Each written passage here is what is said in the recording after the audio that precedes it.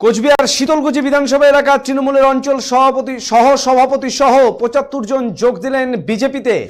শনিবার সন্ধ্যায় কোচবিহারের দিনহাটা ভেটাগুড়ি এলাকায় কেন্দ্রীয় স্বরাষ্ট্র প্রতিমন্ত্রী নিশীথ প্রামাণিকের হাত ধরে বিজেপিতে যোগ দেন তারা। তার হাত থেকেই বিজেপির দলীয় পতাকা হাতে নেন তৃণমূল ছেড়ে আসা এই নেতা কর্মীরা।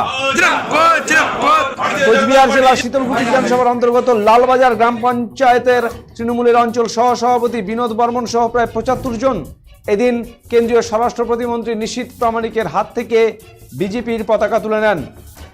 এদিন এই যোগদান কর্মসূচিতে নিশীথ প্রামাণিক ছাড়াও উপস্থিত ছিলেন বিজেপির কোচবিহার জেলা সভাপতি সুকুমার রায়, শীতলকুচির বিধায়ক বরণচন্দ্র বর্মন প্রমুখ।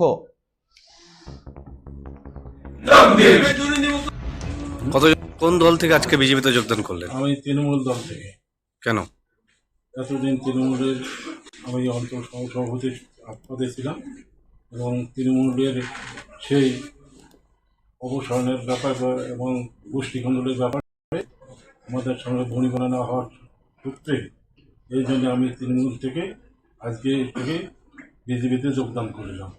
কোন অঞ্চল সহসভাপতি ছিলেন? লালবাজার অঞ্চল। আপনার সাথে কতজন যোগদান করলো আজকে?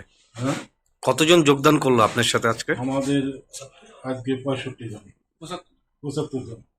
বলেন এটা। Get ready to celebrate the biggest New Year party at Kurimoho Royals with unforgettable night of music, dance and celebration. For more information, call us at 99326 22228 or 03582 222 555.